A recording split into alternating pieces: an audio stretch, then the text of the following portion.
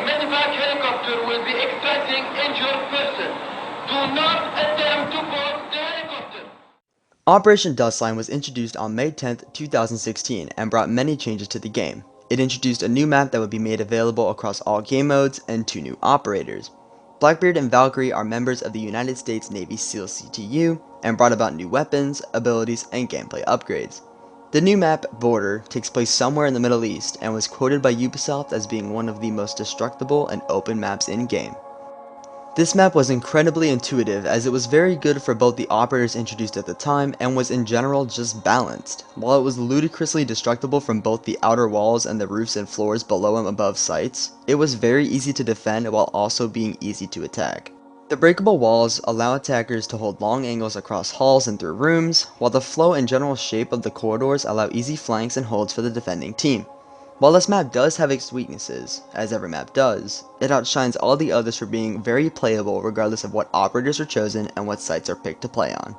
The destructive capabilities of this map are unrivaled by any other in the current ranked pool, and for that reason it deserves being a spot as one of the best maps to be released in Rainbow Six Siege, as long as you don't attempt boarding that helicopter.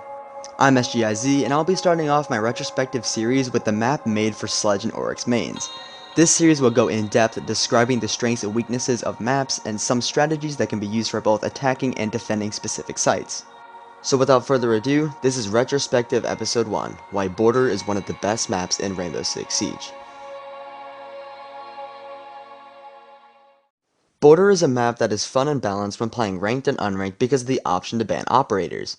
I'll admittingly say that this map can get a little bit crazy for the defenders if Thatcher's in play.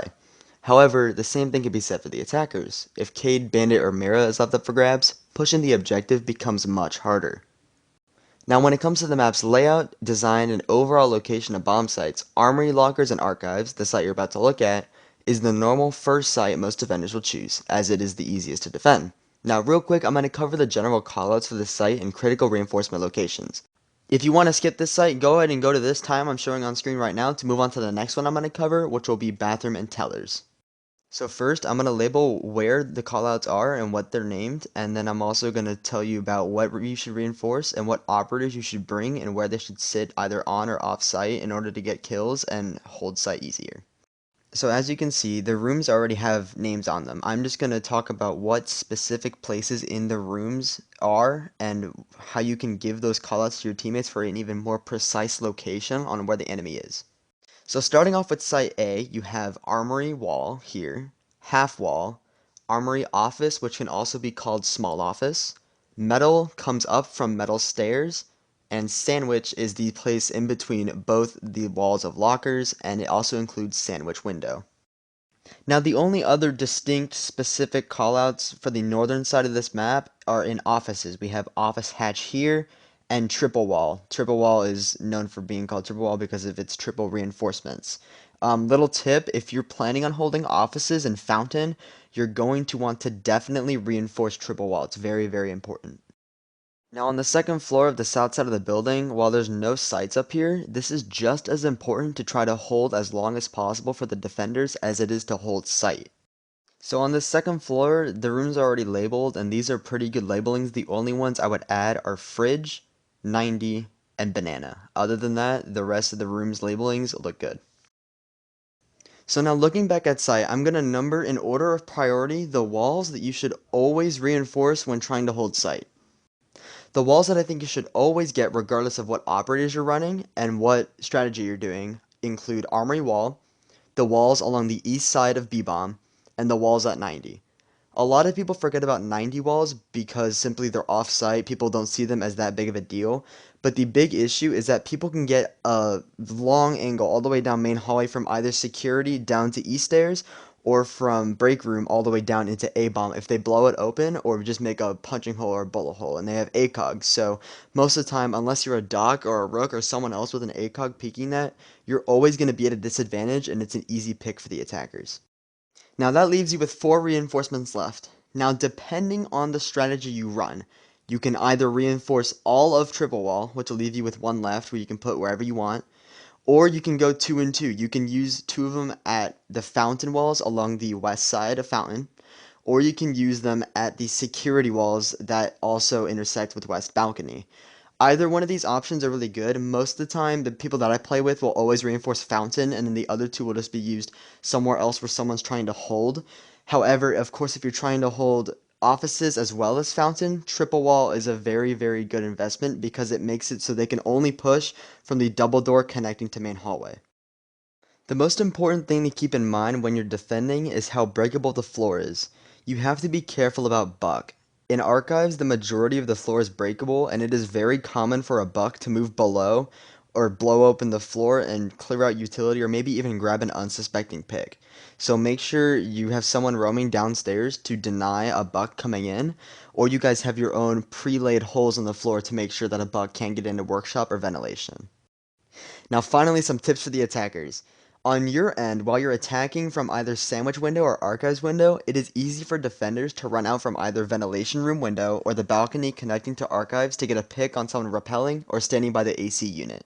If you plan on pushing from either of these two locations, I would advise having a claymore or another teammate watching those potential runout spots. As I mentioned in the beginning, this is the best site for defenders to hold and will likely be the first site chosen by them. Now moving downstairs, we're actually going to start with bathroom and tellers. Now this site is considered to be the worst site on the map, and while it is way far more difficult to hold than the other three, I would not generally recommend going here. It is not impossible to hold if you bring the right people and you reinforce the right things. So as far as callouts go that I would add to this map on the eastern side include passport desk, or we can also just shorten it for pass desk. We have customs wall, which we'll get more into that when we go over that site. In waiting room, we have wait short, wait long, and bottom of east. We also have teller's windows. We have in tellers itself, we have teller's wall or tell wall and teller's vend. Teller's vend is a very good default spot where the attackers like to plant. So if you have someone with a C4 and you hear them planting, they're most likely planting right there. You can just yeet a C4 next to that vending machine and it should be an easy kill. Now moving into the other site, into bathroom, there's bathroom wall or bath wall, bath hall, along with shower, and there's 3 stalls in bathroom here. You can go about however you want to do this among your squad. Maybe call them like just T1, T2, T3 for like toilet, or do whatever you feel. Just come up with something along your own terms with that. And then you have lobby and lobby desk. Those are the classic callouts I would suggest you guys learn. Now, remember, don't binge watch this video. Don't think, I have to memorize these, otherwise I'm going to get clapped in ranked. That's not the way this works. You will learn these naturally by the way that people call them and just learning the map in general. So, like I said in the beginning, these might differ a little bit. Maybe people call things different things than I do, but these are just the general things that I would call them, and maybe they might help you out. So when it comes to putting down reinforcements on this site, I personally am not going to give any details about that. The only place where I would suggest you reinforce is at the northern wall of tellers where it connects to the outside. Anything else you can reinforce if you want to or if you feel like you shouldn't, because I've seen people play this site where no one's in sight and everyone's above an office and fountain. That seemed to work extremely well as well. So if you think about it, because of the destructive capabilities of this map, you technically don't even have to be in any of the downstairs sites because the floor is so destructible. So now moving on to the next site, we're going to go to customs and supply room. So in customs, the callouts that I would add include luggage, admin. Now admin, you can change the name around for a little bit. You can call it small office in the context of where it is. As I mentioned, small office can also be used in armory. Just come up with that with your own squad. Make sure you guys are very clear if you do end up calling the small office which one you're talking about. But moving on from there, I would also add trays, supply wall, racks, and supply window.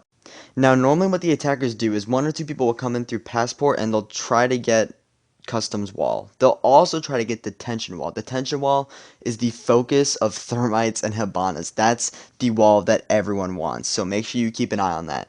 However, the normal plant spot for this site is through supply window, and they plant at racks or right by the window. So be sure you always have someone looking there, as it can be easy sometimes. I've done it myself, where people will completely rush into sight, just like a sledge will just break the window, jump in, plant at supply window, then hop back out, and then that's basically the round one. Another thing you guys can do is hop out of ventilation window or hop out of main door and run out on the people standing outside of detention or outside rotating somewhere else. It's a very good run out, and I've gotten a lot of people with this. Now, the critical places where I think you should always reinforce on this site is all of Customs wall.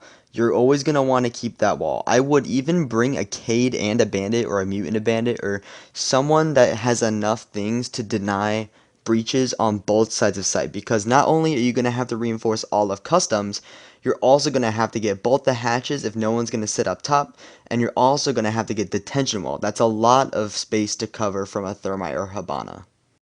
So our final site consists of server room slash workshop. They're considered to be the same room. It's just A bomb, and we have B bomb, which is ventilation room. Now, server and workshop is a very big site. There's a lot of places where the attackers can hide to plant, or where the defenders can hide whenever the attackers push in. So it's very important to know these callouts, especially for this site. So the callouts that I would add to workshop and server room in particular include server L here, servers, planks, bench, grinder, and front cut. Those are the ones that I would add there. Now, as far as ventilation room goes, the only ones I would really add would be V desk here and V safe. The room's pretty small, it's pretty condensed, so you don't really have to know that many callouts for this room.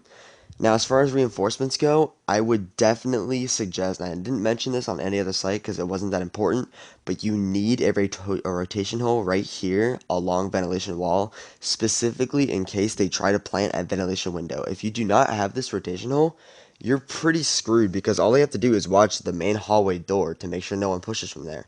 So if you have that rotation hole, then they have to watch two different angles, and that becomes much, much harder for the attackers to just be able to plant. Now, as far as like critical reinforcements go on this site, there's not that many that you really need. You really only need bath wall, which is only 3, and I would also suggest putting a reinforcement up next to the rotation hole, so that way if you get peeked from there and you have to move, you don't just get lasered through the wall and wall banged. And I would also suggest reinforcing this wall to the left of the door that goes into server from main lobby. Those are really the only ones that I would super suggest you get. I would also maybe get hatches, but if you're having someone that's upstairs watching, that's not that big of a necessity. So now to wrap up this video, I just want to end with what I started with in the beginning. Now, what is it that makes this map so good in my eyes? And in all honesty, is that it's just fun. The fact that you can play site however you want, and for example, this was a ranked match I just played the other day. You can see that the bomb site is in tellers. However, we're sitting above site. I'm playing smoke above site. I have a castle up here with me, and Valkyrie's also roaming upstairs. Castle castled off the window to my left, at the point where I am now. He castled off the window to my left, and he castled off the double doors and put a deployable shield that goes into archives.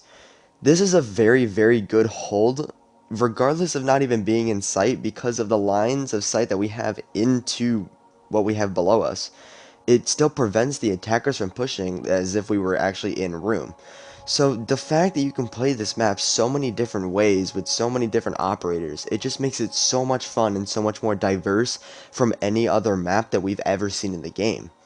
So while this video was geared towards people who are just starting out in the game and they needed help with callouts and reinforcements and things like that, I really do hope that everyone altogether enjoyed the video. I did put a lot of time and a lot of work into it, so if you guys wouldn't mind liking and commenting on the video, telling me how you thought it was, and whether you agreed or disagreed. I really want to know your guys' opinions on this map, because when I was making this, I asked my friends, I was like, what do you guys think about Border? And a lot of them, some of them even disagreed with me. So let me know in the comments what you guys think. Feel free to subscribe if you guys like the content, because like I said, this is part of a series. I will be continuing to make map in-depth things like this, and I might even proceed to do things like this for operators as well.